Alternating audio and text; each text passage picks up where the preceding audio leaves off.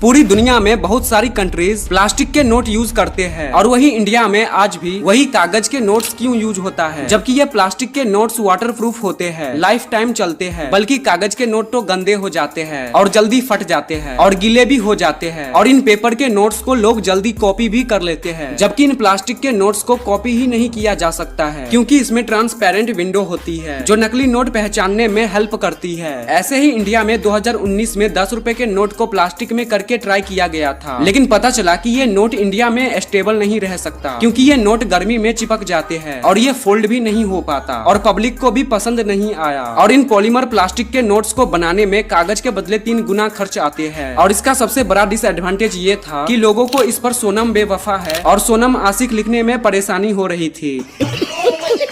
क्या आप जानते हैं कि सबसे ज्यादा गोल्ड किस कंट्री के पास है? तो चलिए जानते हैं। सबसे पहले आता है ओमान, जिसके पास 20 किलो सोना है। उसके बाद आता है केन्या, फिर आता है फिजी, जिसके पास 30 किलो सोना है। उसके बाद है बुरुंडी, फिर आता है माल्टा, जिसके पास 90 किलो सोना है। फिर आता है उरुगे, उसके बाद आता है इस्टोनिया, फिर आता है चाइल, उसके बाद आता है डोमिनिकन, जिसके पास 570 किलो सोना है। फिर आता है हॉन्डरस, उसके बाद आता है बांग्लादेश, जिसके पास 14 टन सोना है। उसके बाद आता है यूएई, फिर आता है कतार, उसके बाद आता है अर्जेंटीना, फिर आता है पाकिस्तान, उसके बाद है ऑस्ट्रेलिया, फिर आता है इजिप्ट, जिसके पास 80 टन सोना है। उसके बाद आता है थाईलैंड, उसके बाद है स्पेन, फिर आता है लेबनान, उसके बाद है यूके, फिर आता है सऊदी अरबिया, जिसके पास 323 टन सोना है। उसके बाद है टर्की, फिर आता है ताइवान और फिर आता है हमारा इंडिया, जिसके पास 711 टन सोना है। उसके बाद है जापान, उसके बाद आता है चाइना, फिर आता है रसिया, उसके बाद है जर्मनी और नंबर 1 पर आता है यूएस, जिसके पास 8133 टन सोना है। वैसे आप किस कंट्री से है?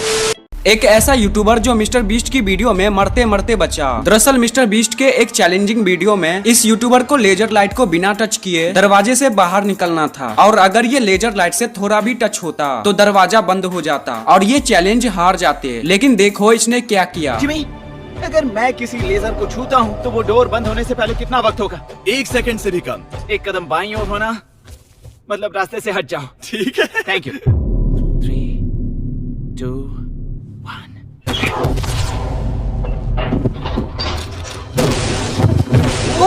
खतरनाक भाई।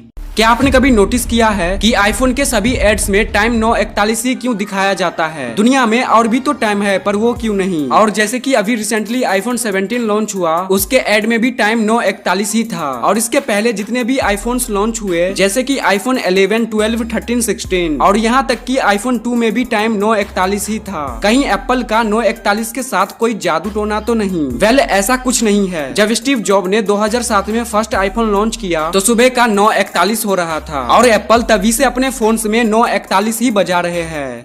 क्या आपको पता है कि नासा आपको आपके बर्थडे वाले दिन एक गिफ्ट विश करता है, लेकिन आप उसे एक्सेप्ट ही नहीं करते? इसके लिए आपको गूगल पर जाकर सर्च करना है हबल बर्थडे, और जो सबसे पहला वेबसाइट आएगा उस पर क्लिक करके आप वहाँ अपने बर्थडे का मंथ और डेट इंटर कर देना। तो नासा आपको बताएगा कि वो आपके जन्म के दिन पर हबल टेलीस्कोप से स्पेस में क्या देखा था। जैसे मैंने बर्थडे इंटर किया, इसने मुझे बताया कि मेरे बर्थडे वाले दिन हबल टेलीस्कोप ने एंड नेबुला को देखा था, जब एंड नेबुला अपने ऑर्बिट में मौजूद सूर्य जैसा एक तारे को मरते हुए देखा था। अब आप जाकर देखो कि आपको कौन सा गिफ्ट मिलता है।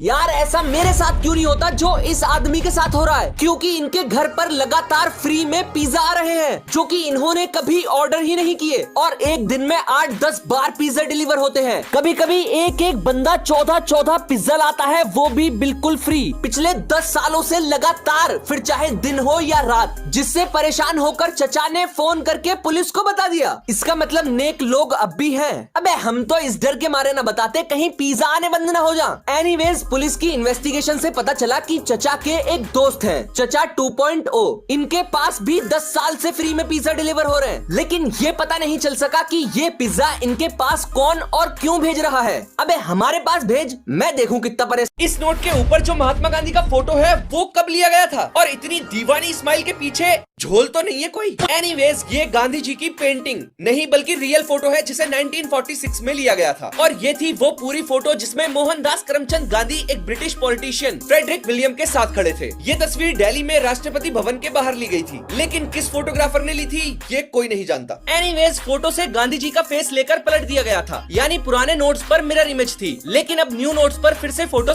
क्या आपको पता है आईफोन में आई का मतलब क्या होता है? नहीं पता? चलो बताता हूँ। दरअसल सबको लगता है आईफोन में आई का मतलब इंटरनेट होता है, लेकिन आपकी जानकारी के लिए बता दूं, एप्पल के सीईओ स्टीव जॉब्स ने कहा था आई का मतलब सिर्फ इंटरनेट नहीं है। जॉब्स ने कहा आई का मतलब इंडिविजुअल, इंस्ट्रक्ट, इन्फॉर्म और इंस्पायर होता है। वैसे आपको एप्पल पसंद है या सैमसंग? कमेंट में बताओ। आइए जानते हैं फेमस वैज्ञानिकों के आखिरी अल्फाज क्या थे। सबसे पहले एल्बर्ट आइंस्टाइन के दुनिया को अलविदा कहते हुए लास्ट वर्ड्स थे कि der sie zuerst mit Hilfe des Funkens erzeugte.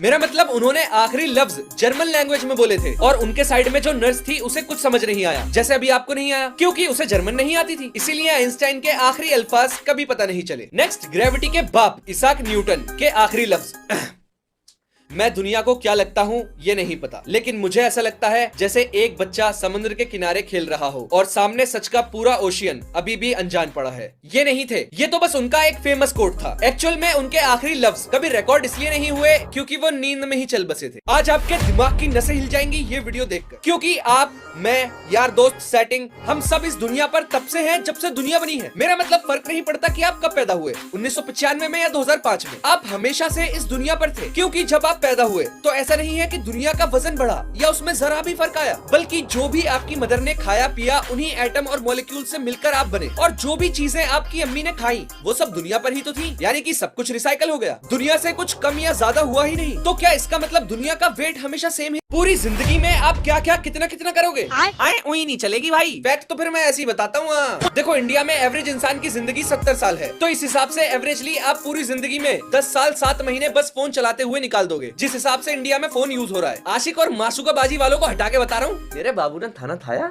से याद आया कि आप 50,000 किलो खाना खा जाओगे और 55,000 लीटर पानी गटक जाओगे 70 साल में, और 39 करोड़ बार एक आंख से, यानी कि 78 करोड़ बार दोनों आंखों से पलक मारोगे, और 8-10 हजार बार सिंगल पलक मारना भी जोड़ लो उनकी जो दिल से थोड़े से हरामी है। और दिल से याद आया 275 करोड़ बार तुम्हारा दिल धड़केगा और इतना खून पंप करेगा कि 73 डायनासोर्स आज भी जिंदा हैं और हमारे साथ ही इस दुनिया पर रहते हैं। दरअसल डायनासोर्स दुनिया के सारे कॉन्टिनेंट्स पर रहे हैं, यहाँ तक कि एंटार्क्टिका पर भी, क्योंकि जब पहला डायनासोर इवॉल्व हुआ तो हमारी दुनिया की सारी जमीन जुड़ी हुई थी। एक सुपर कॉन्टिनेंट था पेंजिया, जो फिर धीरे धीरे लाखों सालों में टूटकर अलग अलग हो गया। और आज से ऑलमोस्ट 6 करोड़ 60 लाख साल पहले जब अपना इंडिया एक आइलैंड था, ऑस्ट्रेलिया एंटार्क्टिका से चिपका हुआ था और अटलांटिक ओशियन बच्चा था, तब एक बड़ा एस्टेरॉइड दुनिया से टकराया और डायनासोर्स खत्म हो गए। लेकिन पूरी तरह से नहीं, क्योंकि पर वाले डायनासोर्स जो उड़ने लगे थे वो इस एस्टेरॉइड से बच गए थे। और जितनी भी बर्ड्स जैसे कि कबूतर, पैरेट हम देखते हैं, ये सब आज के मॉडर्न डायनासोर्स हैं। सब में मैं अपना नाम भूल सकता हूँ, लेकिन ये कभी नहीं भूल सकता जो ये आदमी भूल गया। दरअसल ये है रिचर्ड हैरिस, जिन्हें आप बचपन से जानते हो। हाँ, वही हैरी पॉटर के ज्ञानचंद बाबा, प्रोफेसर डम्बलडोर। एक बार इन्होंने एक मूवी में काम किया जिसके बदले इन्हें पैसों के बजाय एक लग्जरी रोल्स रॉयस कार दी गई। लेकिन ज्ञानचंद को दारूबाजी का बहुत शौक था, तो एलिजेडली जब इन्हें वो लग्जरी कार मिली तो रात में इन्होंने उसे एक पार्किंग में ले जाकर खड़ा कर दिया और फिर